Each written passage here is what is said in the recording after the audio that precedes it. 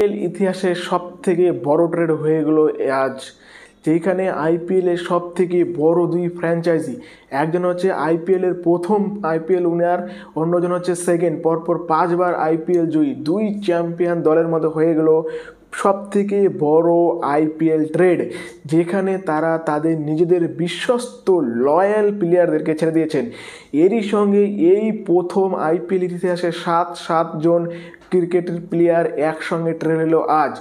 মোট এই আইপিএলে বলতে গেলে চলে প্রায় 10 জনের মতন প্লেয়ার ট্রেড হয়েছে, যেখানে অলরেডি আমরা কাল পরশু বলে দিয়েছিলাম যে লখনৌ সুপার জায়ান্ট থেকে শার্দুল ঠাকুর মুম্বাই ইন্ডিয়ান্সে, এবং গুজরাট টাইটান থেকে চলে আসছিল রাদারফোর্ডও মুম্বাই ইন্ডিয়ান্সে। এরই সঙ্গে সঙ্গে আমরা শুনেছিলাম যে অর্জুন তেন্ডুলকর যেতে চলেছে লখনৌ সুপার জায়ান্টে। আর আজ আরও 7টি নতুন ট্রেড ডিল চলে আসলো, যেখানে সঞ্জু স্যামসন, রবীন্দ্র জাদেজা, স্যাম কারণ, নীতিশ রানা, ডেভিন ফেরেরা, এছাড়াও রয়েছে অর্জুন তেন্ডুলকর, ময়ঙ্ক মার্কান্ডে।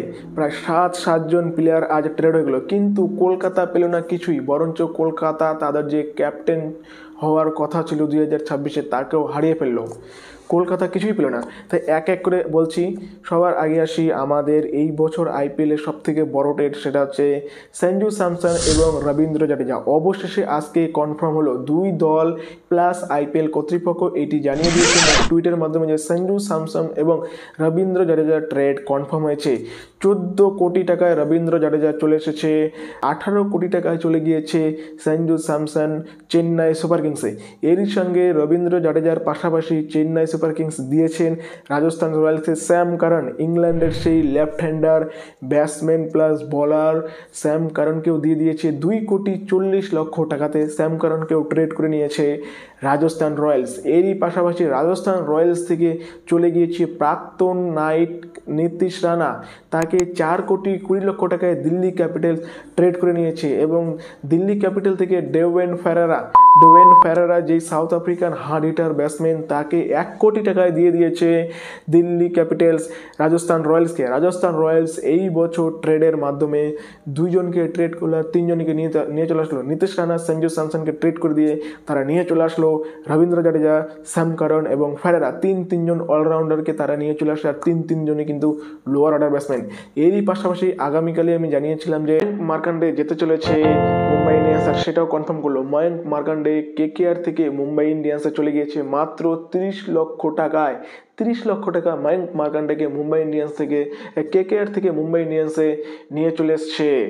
এছাড়াও অর্জুন তেন্ডুলকর, সেই সচিনের ছেলে অর্জুন তেন্ডুলকরকে ট্রেড করে নিল লখনৌ সুপার জায়ান্টস। অর্জুন তেন্ডুলকরকে ট্রেড করে নিল লখনৌ সুপার জায়ান্টস।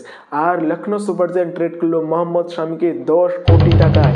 10 কোটি টাকায় লখনৌ সুপার জায়ান্ট মোহাম্মদ শামিকে এসআরএইচ সানরাইজার্স হায়দ্রাবাদের থেকে ট্রেড করে নিল। আর এই ট্রেডের সব থেকে বড় ফুটেজ যায় সেটা হচ্ছে ভরত অরুণ, যিনি এর আগে কেকেআর এর বোলিং কোচ ছিলেন, তিনি বর্তমানে এলএসজি বোলিং কোচ। তাই তিনি এই ট্রেডে সব থেকে বড় অংশগ্রহণ করেছিলেন, কারণ তিনি চাচ্ছিলেন মোহাম্মদ শামির সাথে কাজ করতে।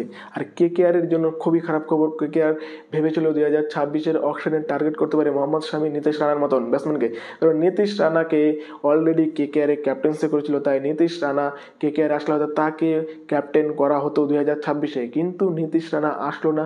তাই কেকেআর এর এই বছরও ক্যাপ্টেন্সির জন্য খারাপ খবর। আর তারই সঙ্গে কেএল রাহুলের যে ট্রেড, সেটি কিন্তু এখনো পর্যন্ত হলো না।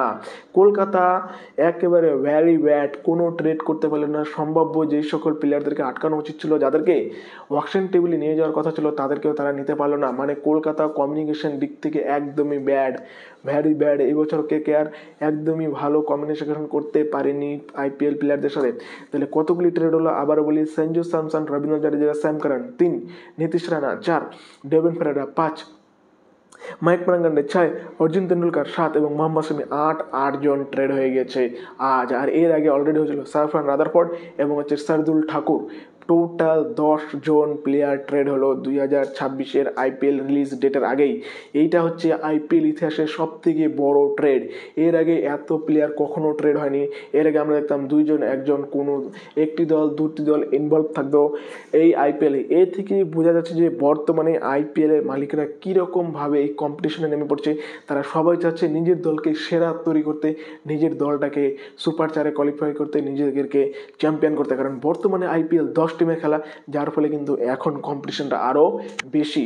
এরকমই আরও আইপিএল সম্বন্ধিত নিউজ পাওয়ার জন্য চ্যানেলটিকে সাবস্ক্রাইব করে রাখো।